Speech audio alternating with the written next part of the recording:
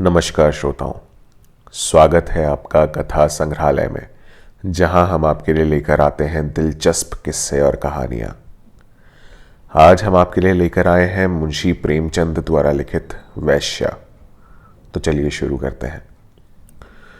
6 महीने बाद कलकत्ते से घर आने पर दया कृष्ण ने पहला काम जो किया वह अपने प्रिय मित्र सिंगार सिंह से मातमपुरसी करने जाना था। सिंगार के पिता का आज 3 महीने हुए देहांत हो गया था। दया कृष्ण बहुत व्यस्त रहने के कारण उस समय ना आ सका था। मातमपुरसी की रस्म पत्र लिखकर अदा कर दी थी, लेकिन ऐसा एक दिन भी नहीं बीता कि सिंगार की याद उसे ना आई हो।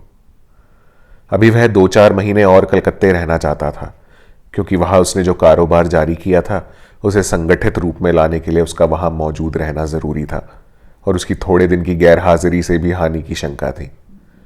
किंतु जब सिंगार की स्त्री लीला का परवाना आ पहुंचा तो वह अपने को ना रोक सका।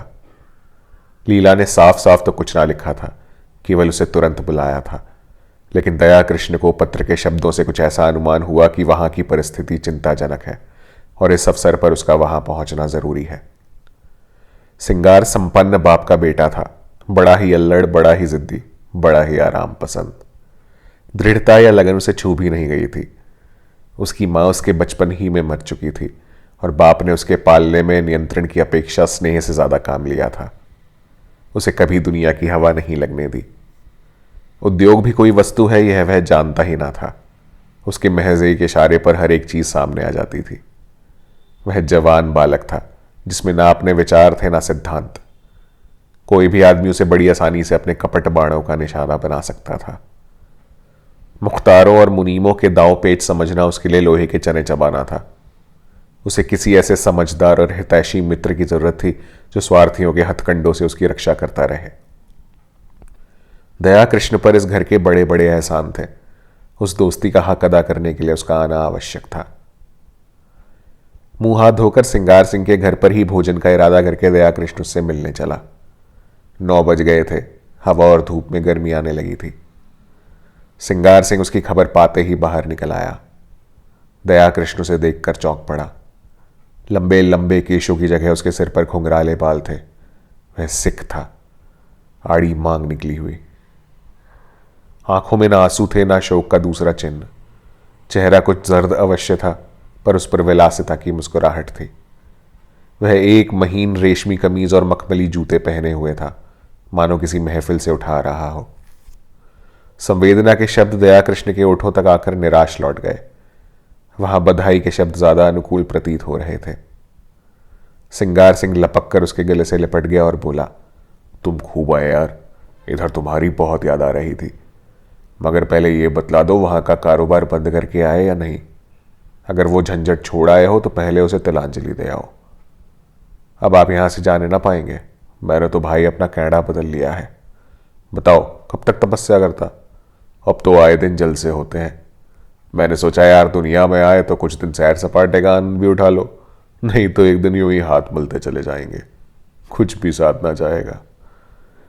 दया कृष्ण विस्मय से उसके मुंह की ओर ताकने लगा। ये वही सिंगार है या कोई और? बाप के मरते ही इतनी तब्दीली। दोनों मित्र कमरे में गए और सोफे पर बैठे।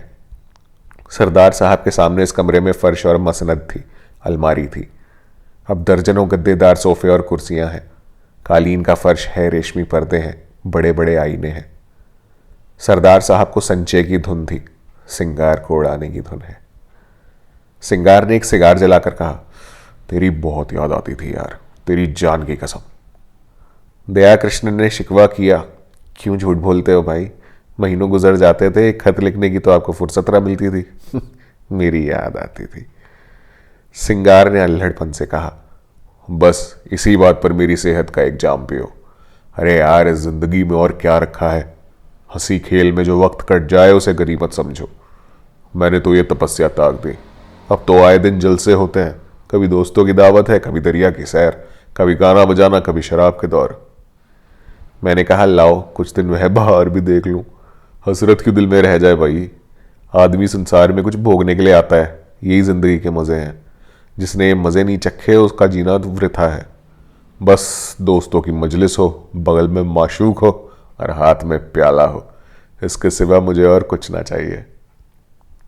उसने अलमारी खोलकर एक बोतल निकाली और 2 गिलासों में शराब डालकर बोला, ये मेरी सेहत का जाम है, इनकार न करना, मैं तुम्हारी सेहत का जाम पीता हूं।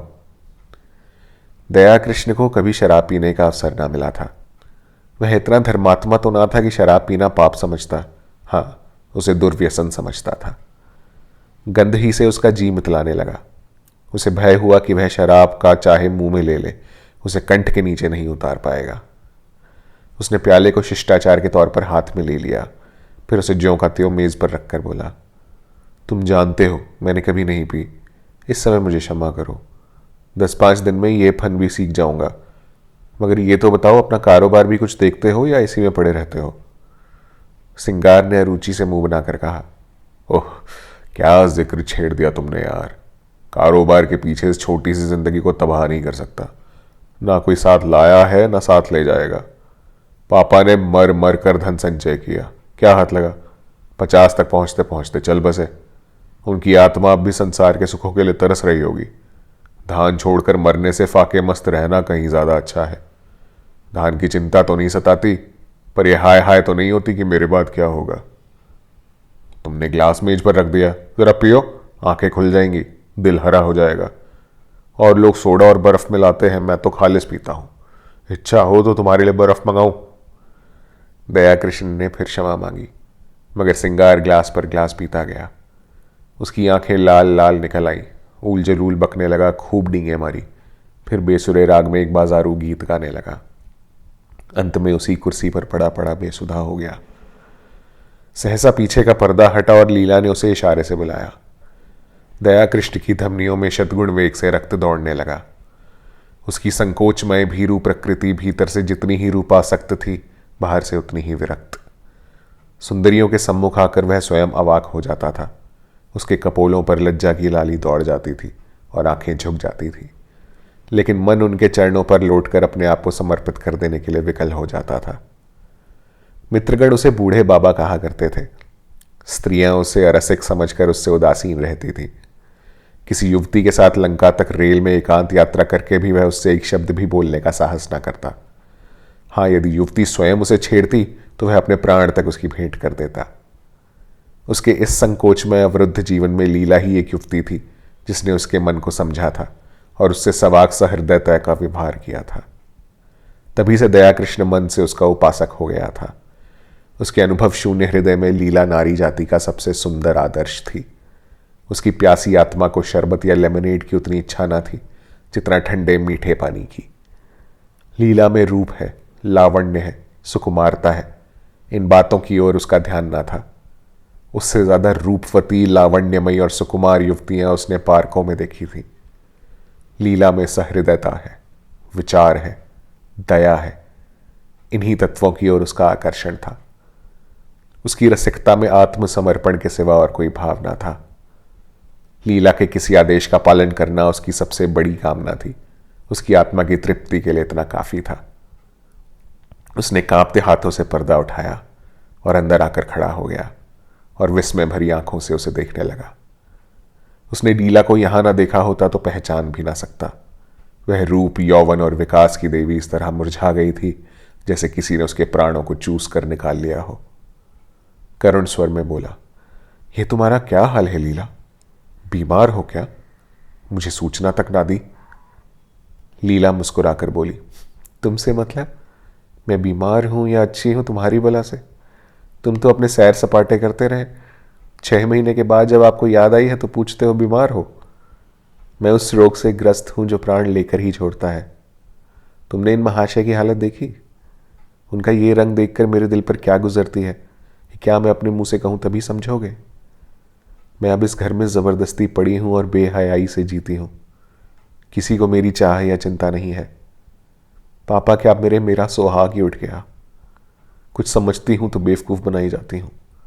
रात रात भर न जाने कहां गायब रहते हैं।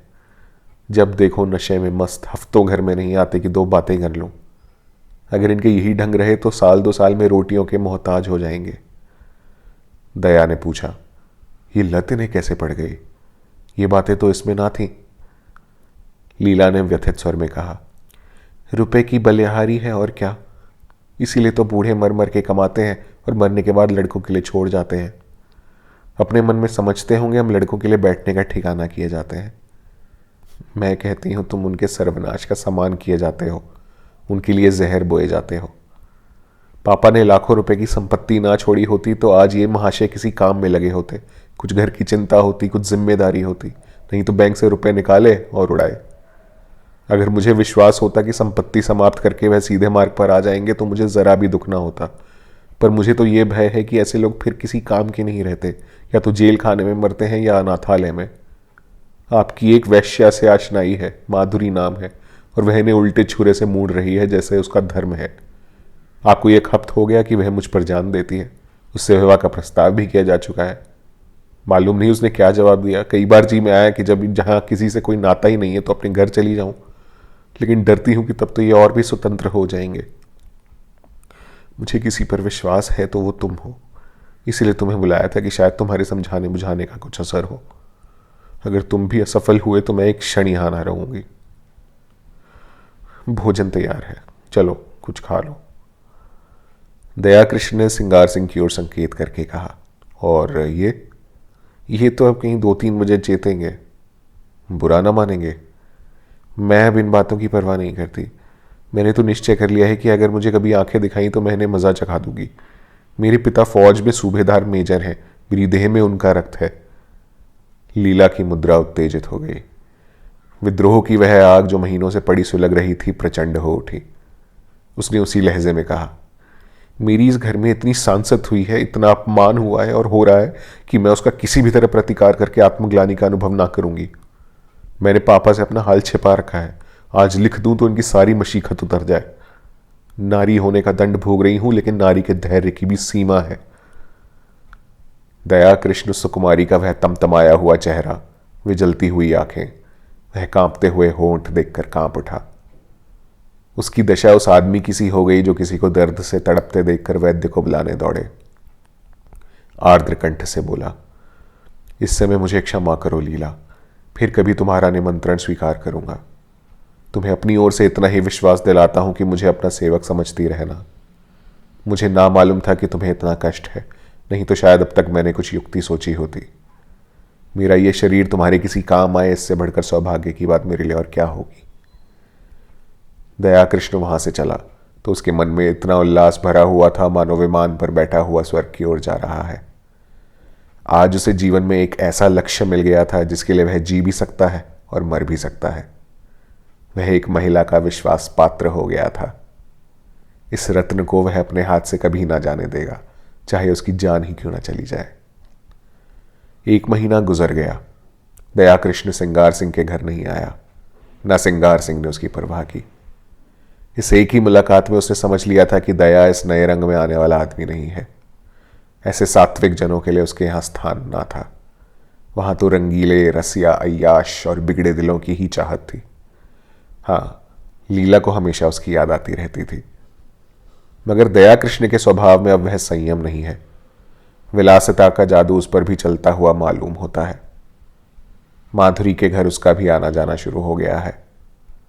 वह सिंगार सिंह का मित्र नहीं रहा, प्रतिद्वंद्वी हो गया है।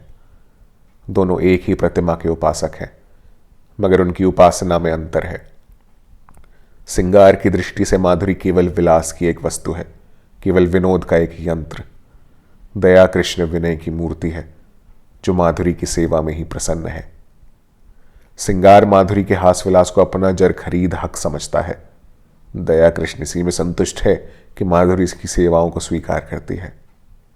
माधुरी की ओर से जरा भी अरुचि देखकर वह उसी तरह बिगड़ जाएगा जैसे अपनी प्यारी घोड़ी की मुंहजोरी पर। दया कृष्ण अपने को उसकी कृपा दृष्टि के योग्य ही नहीं समझता। सिंगार जो माधुरी को देता है गर्व भरे आत्म प्रदर्शन के साथ, मानो उस पर कोई एहसान कर रहा हो। दया कृष्ण के पास देने को है ही क्या, पर वह जो कुछ भेंट करता है वह ऐसी श्रद्धा से मानो देवता को फूल चढ़ाता हो। सिंगार का आसक्त मन माधुरी को अपने पिंजरे में बंद रखना चाहता है, जिसमें उस पर किसी की निगाह ना पड़े। दया कृष्ण निर्लिप्त भाव से उसकी स्वच्छंद क्रीड़ा का आनंद उठाता है।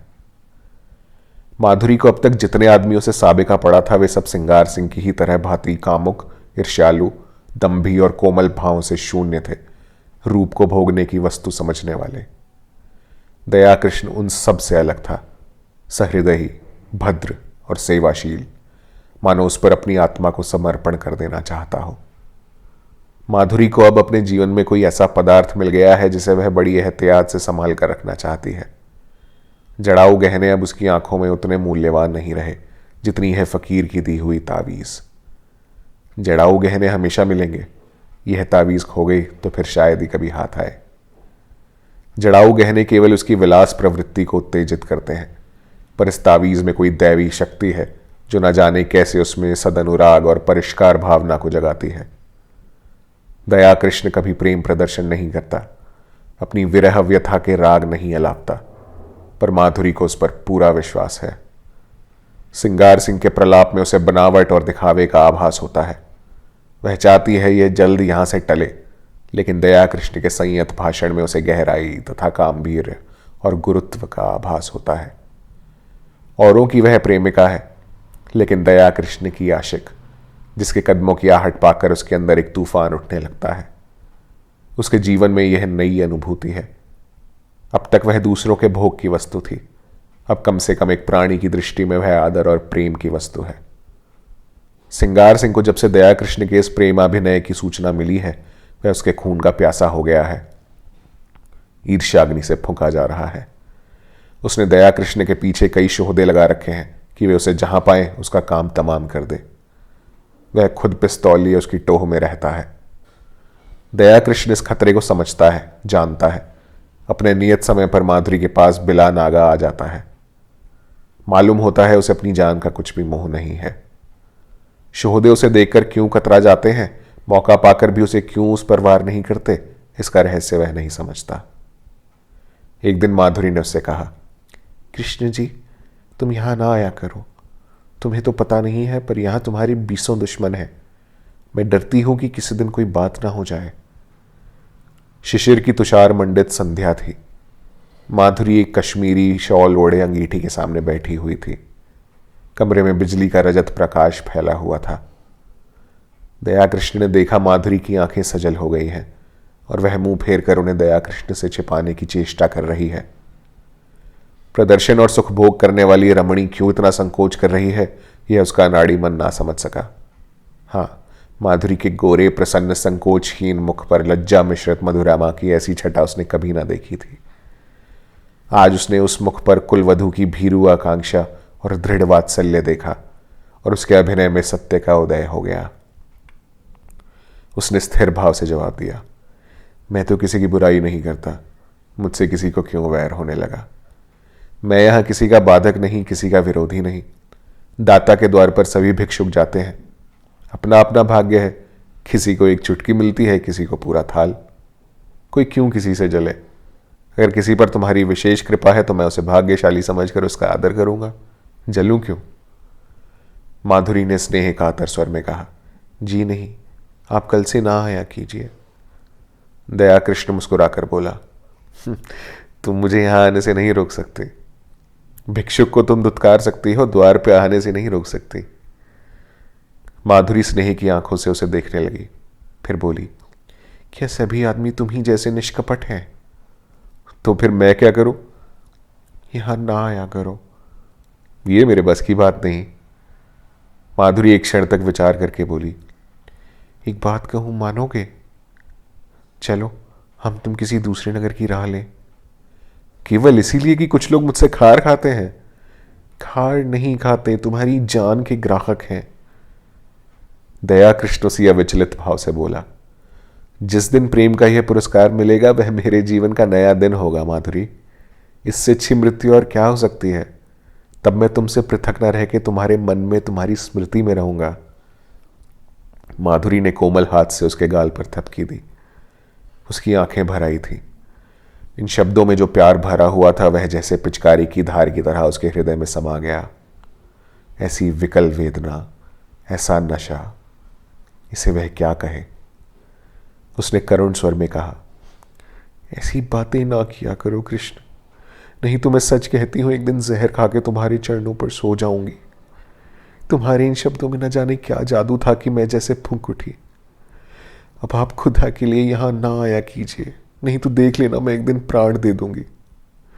तुम क्या जानो हत्यारा सिंगार किस बुरी तरह तुम्हारे पीछे पड़ा हुआ है। मैं उसके शोहदों की खुशामद करते करते हार गई। कितना कहती हूं कि दया कृष्ण से मेरा कोई संबंध नहीं, उसके सामने तुम्हारी निंदा करती हूं, कितना कोसती हूं, लेकिन उस निर्दयी को मुझ पर विश्वास नहीं आता। तुम्हारे लिए मैंने इन गुंडों की कितनी मिन्नतें की हैं, उनके हाथ कितना अपमान सहा है, मैं तुमसे ना कहना ही अच्छा है।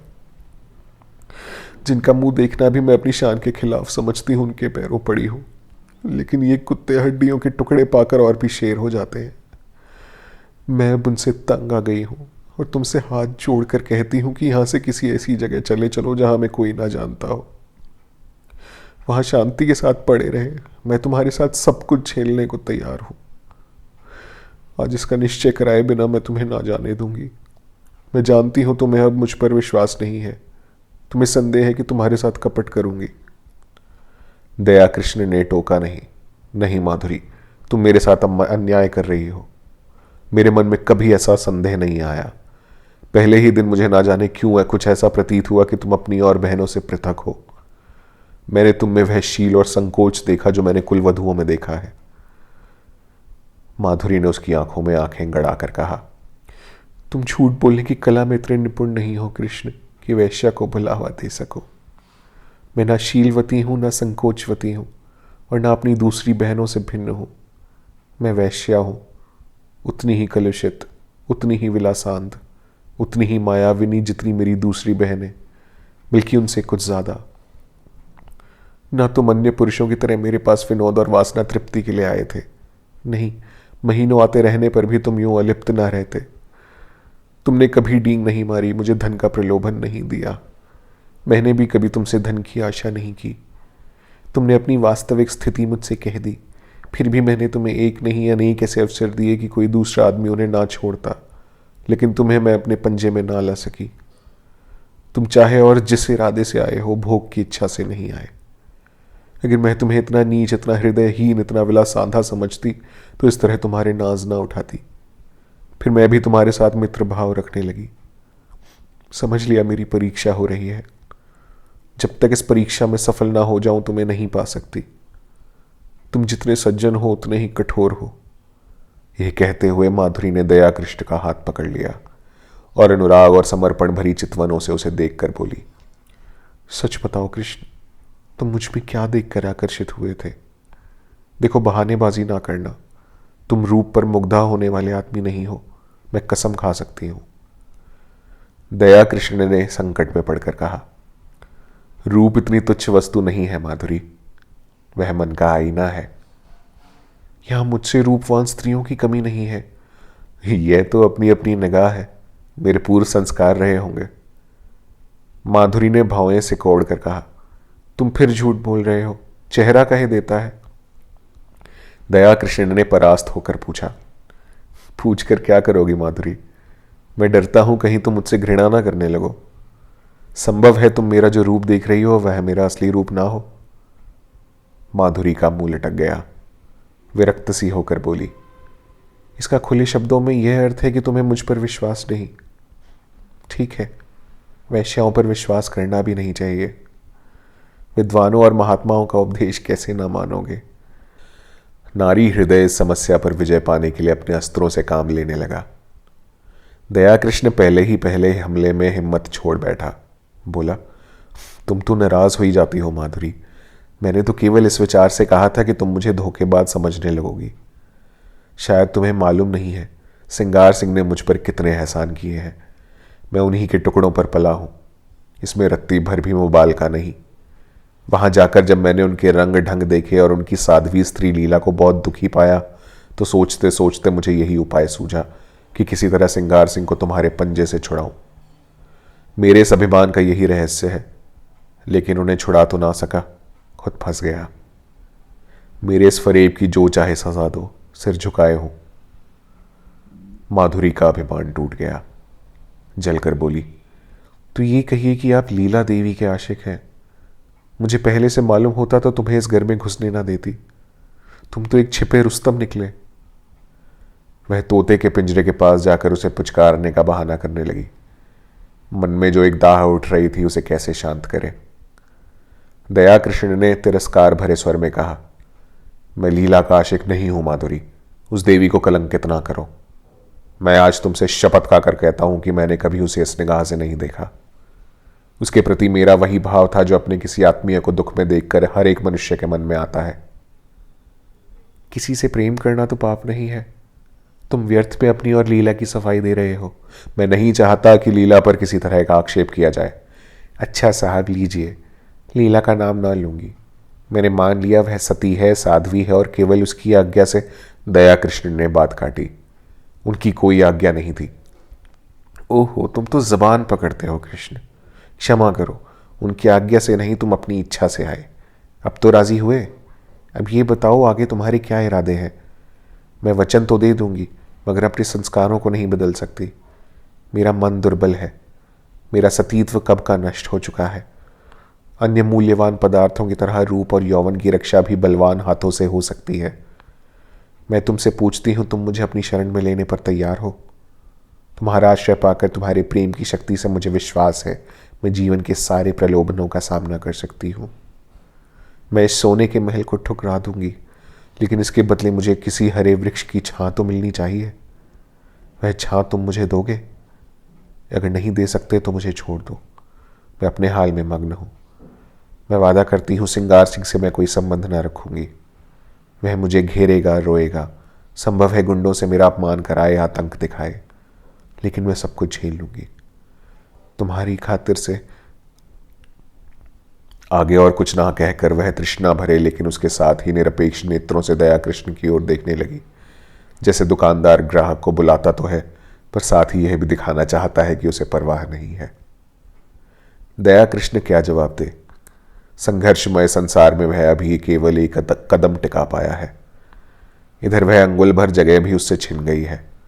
शायद जोर मारकर वह फिर वह स्थान पा जाए, लेकिन वहां बैठने की जगह नहीं, और एक दूसरे प्राणी को लेकर तो वह खड़ा भी नहीं रह सकता। अगर मान लिया जाए कि अदम्य उद्योग से दोनों के लिए स्थान निकाल लेगा, तो आत्मसम्मान को कहां ले जाए। संसार क्या कहेगा। लीला क्या फिर उसका मुंह देखना चाहेगी। सिंगार से वह फिर आंखें मिला सकेगा। यह भी छोड़ो, लीला अगर उसे पति समझती है समझे, सिंगार अगर उससे जलता है तो जले, उसे इसकी परवाह नहीं। लेकिन अपने मन का क्या करे। विश्वास उसके अंदर आकर जाल में फंसे पक्षी की भांति फड़फड़ा कर निकल भागता है। कुलीना अपने साथ विश्वास का वरदान लिए आती है। उसके साहचर्य में हमें कभी संदेह नहीं होता। वहां संदेह के लिए प्रत्यक्ष प्रमाण चाहिए। कुत्सिता संदेह का संस्कार लिए आती है। वहां विश्वास के लिए प्रत्यक्ष, अत्यंत प्रत्यक्ष प्रमाण की जरूरत है। उसने नम्रता से कहा, तुम जानती हो मेरी क्या हालत है। हाँ, खूब जानती हूं। और उस हालत में तुम प्रसन्न रह सकोगी? तुम ऐसा प्रश्न क्यों करते हो कृष्ण? मुझे दुख होता है। तुम्हारे मन में जो संदेह है वह मैं जानती हूं, समझती हूं। मुझे भ्रम हुआ था कि तुमने भी मुझे जान लिया है, समझ लिया है। अब मालूम हुआ मैं धोखे में थी। वह उठकर वहां से जाने लगी। दया कृष्ण ने उसका हाथ पकड़ लिया और प्रार्थी भाव से बोला, तुम मेरे साथ अन्याय कर रही हो माधुरी। मैं सत्य कहता हूं, ऐसी कोई बात नहीं है। माधुरी ने खड़े खड़े विरक्त मन से कहा, तुम झूठ बोल रहे हो, बिल्कुल झूठ। तुम अब भी मन से यह स्वीकार नहीं कर रहे हो कि कोई स्त्री स्वेच्छा से रूप का व्यवसाय नहीं करती। पैसे के लिए अपनी लज्जा को उघाड़ना तुम्हारी समझ में कुछ ऐसे आनंद की बात है जिसे वैश्या शौक से करती है। तुम वैश्या में स्त्रीत्व का होना संभव से बहुत दूर समझते हो। तुम इसकी कल्पना ही नहीं कर सकते कि वह क्यों अपने प्रेम में स्थिर नहीं होती। तुम नहीं जानते कि प्रेम के लिए उसके मन में कितनी व्याकुलता होती है, और जब वह सौभाग्य से उसे पा जाती है तो किस तरह प्राणों की भांति उसे संचित रखती है। खारे पानी के समुद्र में मीठे पानी का छोटा सा पात्र कितना प्रिय होता है, इसे वह क्या जाने जो मीठे पानी के मटके उड़ेलता रहता हो। दया कृष्ण कुछ ऐसे असमंजस में पड़ा हुआ था कि उसके मुंह से एक भी शब्द ना निकला। उसके मन में जो शंका चिंगारी की भांति छिपी हुई है वह बाहर निकलकर कितनी भयंकर ज्वाला का उत्पन्न कर देगी। उसने कपट का जो अभिनय किया था, प्रेम का जो स्वांग रचा था, उसकी ग्लानि उसे और भी व्यथित कर रही थी। सहसा माधुरी ने निष्ठुरता से पूछा, तुम यहाँ क्यों बैठे हो? दया कृष्ण ने अपमान को पीकर कहा, मुझे सोचने के लिए कुछ समय दो माधुरी। क्या सोचने के लिए? अपना कर्तव्य। मैंने अपना कर्तव्य सोचने के लिए तो तुमसे समय नहीं मांगा। तुम अगर मेरे उद्धार की बात सोच रहे हो तो उसे दिल से निकाल डालो। मैं भ्रष्टा हूं और तुम साधुता के पुतले हो। जब तक यह भाव तुम्हारे अंदर रहेगा मैं तुमसे उसी तरह बात करूंगी जैसे औरों के साथ करती हूं। अगर भ्रष्ट हूं तो जो लोग यहां अपना मुंह काला कराने आते हैं वे कुछ कम भ्रष्ट नहीं है। तुम जो एक मित्र की स्त्री पर दांत लगाए हुए हो, तुम जो एक सरला अबला के साथ झूठे प्रेम का स्वागत करते हो, तुम्हारे हाथों अगर मुझे स्वर्ग भी मिलता हो तो उसे ठुकरा दो। दया कृष्ण ने लाल आंखें करके कहा, तुमने फिर वही आक्षेप किया। माधुरी तिलमिला उठी। उसकी रही सही मृदुता भी ईर्ष्या के उमड़ते हुए प्रवाह में समा गई। लीला पर आक्षेप भी असह्य है इसलिए कि वह कुलवधू है। मैं वैश्य हूं इसलिए मेरे प्रेम का उपकार भी स्वीकार नहीं किया जा सकता। उसने अविचलित भाव से कहा, आक्षेप नहीं कर रही हूं, सच्ची बात कह रही हूं। तुम्हारे डर से बिल खोदने जा रही हूं। तुम स्वीकार करो या ना करो, तुम लीला पर मरते हो। तुम्हारी लीला तुम्हें मुबारक रहे। मैं अपने सिंगार सिंह में ही प्रसन्न हूं। उद्धार की लालसा अब नहीं रही। पहले जाकर अपना उद्धार करो। अब से खबरदार, कभी भूल कर भी यहां ना आना, नहीं तो पछताओगे।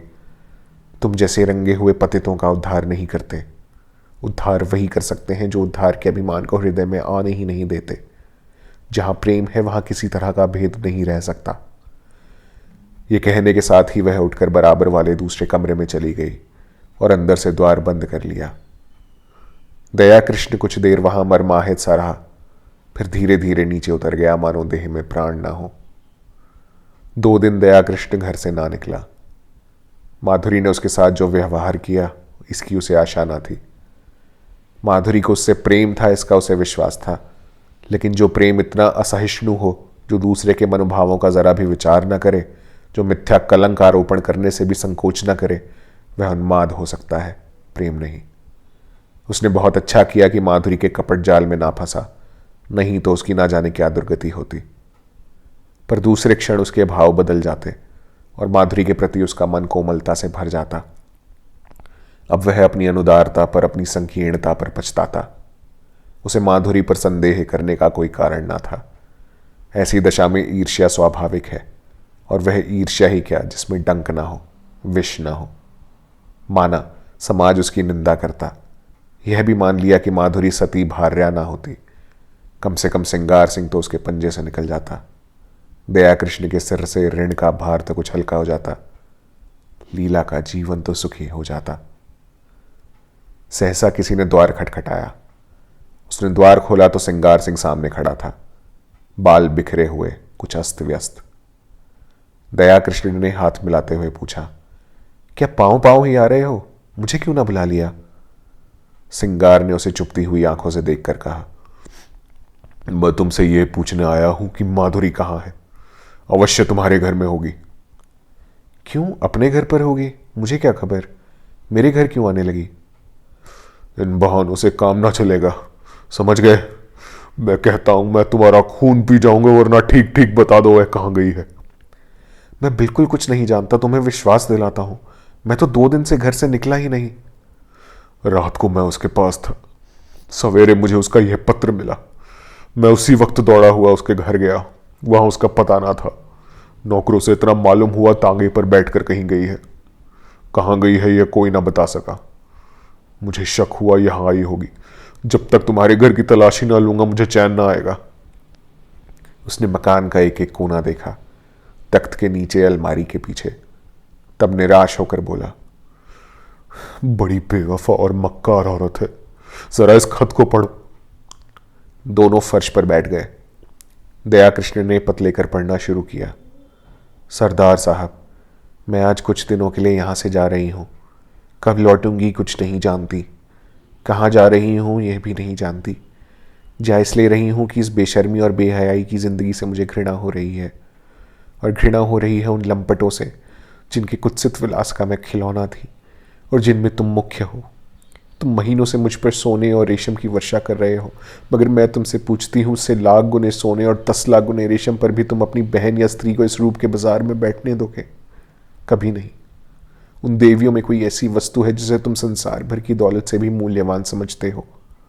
लेकिन जब तुम शराब के नशे में चूर अपने एक एक अंग में काम का उन्माद भरे आते थे, तो तुम्हें कभी ध्यान आता था कि तुम उसी अमूल्य वस्तु को किस निर्दयता के साथ पैरों से कुचल रहे हो?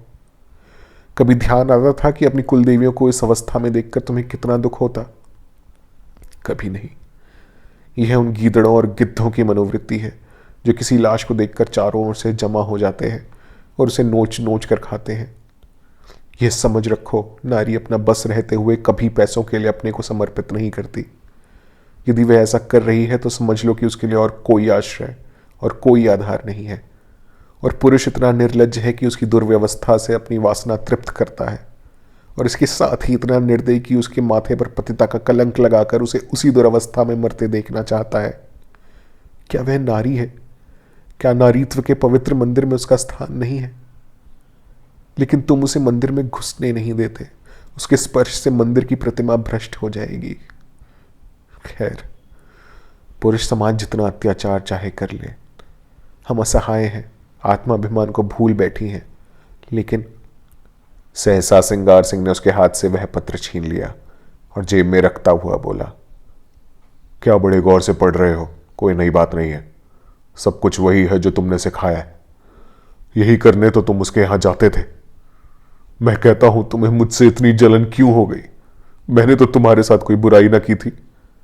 इस साल भर में मैंने माधुरी पर 10,000 से कम ना फूके होंगे। घर में जो कुछ मूल्यवान था वह मैंने उसके चरणों पर चढ़ा दिया, और आज उसे साहस हो रहा है कि वह हमारी कुल देवियों की बराबरी करे। ये सब तुम्हारा प्रसाद है। 70 चूहे खा के बिल्ली हज को चली। कितनी बेवफा जात है। ऐसो को तो गोली मार दे। जिस पर सारा घर लुटा दिया, जिसके पीछे सारे शहर में बदनाम हुआ, वह आज मुझे उपदेश देने चली है। जरूर इसमें कोई ना कोई रहस्य है, कोई नया शिकार फंसा होगा, मगर मुझसे भागकर कहां जाएगी? ढूंढ ना निकालूं तो नाम नहीं। कम वक्त कैसी प्रेम भरी बातें करती थी कि मुझ पर घड़ों नशा चढ़ जाता था। बस कोई नया शिकार फंस गया, ये बात ना हो मूछ मुड़ा लूं। दया कृष्ण उसके सफाचट चेहरे की ओर देखकर मुस्कुराया। तुम्हारी तो मूछें पहले ही मुड़ चुकी हैं। इस हल्के से विनोद ने जैसे सिंगार सिंह के घाव पर मरहम रख दिया। वह बेसरो सामान घर, वह फटा फर्श, वे टूटी फूटी चीजें देखकर उसे दया कृष्ण पर दया आ गई।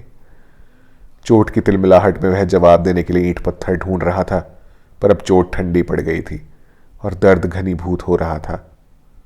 दर्द के साथ साथ सौहार्द भी जाग रहा था। जब आग ही ठंडी हो गई तो धुआं कहां से आता? उसने पूछा, सच कहना, तुमसे भी कभी प्रेम की बातें करती थी? दया कृष्ण ने मुस्कुराते हुए कहा, मुझसे? मैं तो खाली उसकी सूरत देखने जाता था। सूरत देखकर दिल पर काबू तो नहीं रहता?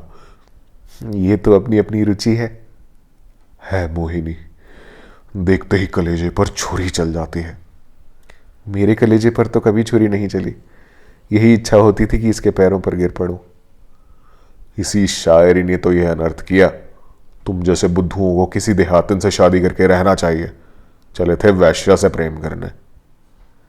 एक क्षण बाद उसने फिर कहा, मगर है बेवफा, मक्कार। तुमने उससे वफा की आशा की, मुझे तो यही अफसोस है। तुमने वह दिल ही नहीं पाया। तुमसे क्या कहूं? 1 मिनट के बाद उसने सहृदय भाव से कहा, अपने पत्र में उसने बातें तो सच्ची लिखी हैं, चाहे कोई माने या ना माने। सौंदर्य को बाजारू चीज समझना कुछ बहुत अच्छी बात तो नहीं है।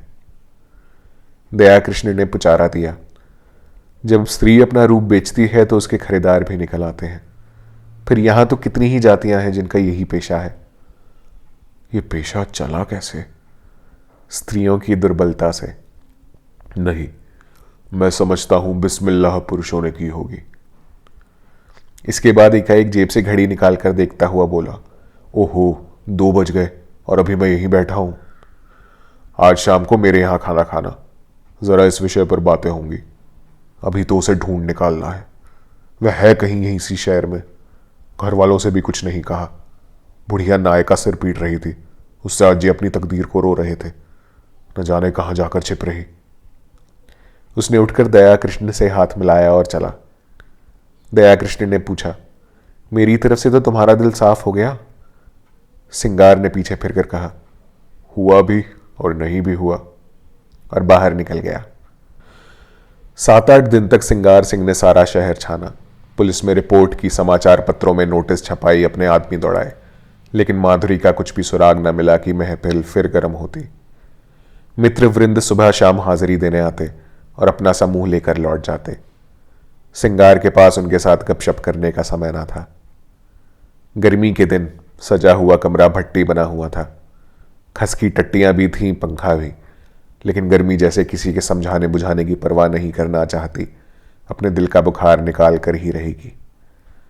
सिंगार सिंह अपने भीतर वाले कमरे में बैठा हुआ पैग पर पैग चढ़ा रहा था, पर अंदर की आग शांत न होती थी। इस आग ने ऊपर की घास फूस को जलाकर भस्म कर दिया था और अब अंतस्थल की जड़ विरक्ति और अचल विचार को द्रवित करके बड़े वेग से ऊपर फेंक रही थी। माधुरी की बेवफाई ने उसके आमोदी हृदय को इतना आहत कर दिया था कि अब अपना जीवन ही बेकार सा मालूम होता था। माधुरी उसके जीवन में सबसे सत्य वस्तु थी, सत्य भी और सुंदर भी। उसके जीवन की सारी रेखाएं इसी बिंदु पर आकर जमा हो जाती थी। वह बिंदु एकाएक पानी के बुलबुले की भांति मिट गया और अब वे सारी रेखाएं, वे सारी भावनाएं, वे सारी मृदु स्मृतियां उन झल्लाई हुई मधुमक्खियों की तरह भनभनाती फिरती थी जिनका छत्ता जला दिया गया हो। जब माधुरी ने कपट व्यवहार किया तो और किसी से क्या आशा की जाए। इस जीवन ही में क्या है? आम में रस ही न रहा तो गुठली किस काम की। लीला कई दिनों से महफिल में सन्नाटा देखकर चकित हो रही थी। उसने कई महीनों से घर के किसी विषय में बोलना छोड़ दिया था। बाहर से जो आदेश मिलता था उसे बिना कुछ कहे सुने पूरा करना ही उसके जीवन का क्रम था। वीतराग सी हो गई थी।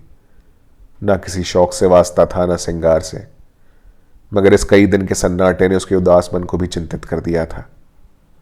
चाहती थी कि कुछ पूछे, लेकिन पूछे कैसे? मान जो टूट जाता। मान ही किस बात का? मान तब करे जब कोई उसकी बात पूछता हो। मान अपमान से प्रयोजन नहीं। नारी ही क्यों हुई? उसने धीरे धीरे कमरे का पर्दा हटाकर अंदर झांका। देखा सिंगार सिंह सोफा पर चुपचाप लेटा हुआ है, जैसे कोई पक्षी सांझ के सन्नाटे में परों में मुंह छुपाए बैठा हो। समीप आकर बोली, मेरे मुंह पे ताला डाल दिया गया है, लेकिन क्या करूं, बिना बोले रहा नहीं जाता। कई दिन से सरकार की महफिल में सन्नाटा क्यों है? तबीयत तो अच्छी है। सिंगार ने उसकी ओर आंखें उठाई, उनमें व्यथा भरी हुई थी। कहा, तुम अपने मैके क्यों नहीं चली जाती लीला? आपकी जो आज्ञा, पर यह तो मेरे प्रश्न का उत्तर ना हुआ। वह कोई बात नहीं, मैं बिल्कुल अच्छा हूं। ऐसे बेहयाओं को मौत भी नहीं आती। अब इस जीवन से जी भर गया। कुछ दिनों के लिए बाहर जाना चाहता हूं। तुम अपने घर चली जाओ तो मैं निश्चिंत हो जाऊं। भला आपको मेरी इतनी चिंता तो है? अपने साथ जो कुछ ले जाना चाहते हो ले जाओ। मैंने इस घर की चीजों को अपना समझना छोड़ दिया है। मैं नाराज होकर नहीं कह रहा हूं लीला, न जाने कब लौटूं। तुम यहां अकेले कैसे रहोगी? कई महीने के बाद लीला ने पति की आंखों में स्नेह की झलक देखी। मेरा विवाह तो इस घर की संपत्ति से नहीं हुआ है, तुमसे हुआ है। जहां तुम रहोगे वहीं मैं भी रहूंगी। मेरे साथ तो अब तक तुम्हें रोना ही पड़ा। लीला ने देखा सिंगार की आंखों में आंसू की एक बूंद नीले आकाश में चंद्रमा की तरह गिरने गिरने को हो रही थी। उसका मन भी पुलकित हो उठा। महीनों की क्षुधाग्नि में जलने के बाद अर्ट्र का एक दाना पाकर वह उसे कैसे ठुकरा दे? पेट नहीं भरेगा, कुछ भी नहीं होगा, लेकिन उस दाने को ठुकराना क्या उसके बस की बात थी? उसने बिल्कुल पास आकर अपने अद्भुत चल को उसके समीप ले जाकर कहा, मैं तो तुम्हारी हो गई। हंसाओगे हंसूंगी, रुलाओगे रोऊंगी, रखोगे तो रहूंगी, निकालोगे तो भी रहूंगी। मेरा घर तुम हो, धर्म तुम हो। अच्छी हूं तो तुम्हारी हूं, बुरी हो तो तुम्हारी हूं। और दूसरे क्षण सिंगार के विशाल सीने पर उसका सिर रखा हुआ था और उसके हाथ थे लीला की कमर पर। दोनों के मुख पर हर्ष की लाली थी, आंखों में हर्ष के आंसू और मन में एक ऐसा तूफान जो उन्होंने ना जाने कहां उड़ा ले जाएगा। एक क्षण के बाद सिंगार ने कहा, तुमने कुछ सुना? माधुरी भाग गई और पगला दया कृष्ण उसकी खोज में निकला। लीला को विश्वास ना आया। दया कृष्ण? हाँ जी, जिस दिन वह भागी है उसके दूसरे दिन वह भी चल दिया। वह तो ऐसा नहीं है। और माधुरी क्यों भागी? दोनों में प्रेम हो गया था। माधुरी उसके साथ रहना चाहती थी, वह राजी ना हुआ। लीला ने एक लंबी सांस ली। दया कृष्ण के वे शब्द याद आए जो उसने कई महीने पहले कहे थे। दया कृष्ण की वे याचना भरी आंखें उसके मन को मसोसने लगी। सहसा किसी ने बड़े जोर से द्वार खोला और धड़धड़ाता हुआ भीतर वाले कमरे के द्वार पर आ गया। सिंगार ने चकित होकर कहा, अरे तुम्हारी ये क्या हालत है कृष्णा, किधर से आ रहे हो? दया कृष्ण की आंखें लाल थीं, सिर और मुंह पर गर्द जमी हुई, चेहरे पर घबराहट, जैसे कोई दीवाना हो। उसने चिल्लाकर कहा, तुमने सुना? माधुरी संसार में नहीं रही। और दोनों हाथों से सिर पीट पीट कर रोने लगा, मानो हृदय और प्राणों को आंखों से बहा देगा। तो ये थी आज की कहानी। उम्मीद है आपको अच्छी लगी होगी। ऐसी ही एक और दिलचस्प कहानी के साथ आपके सामने फिर प्रस्तुत होंगे। तब तक के लिए नमस्कार।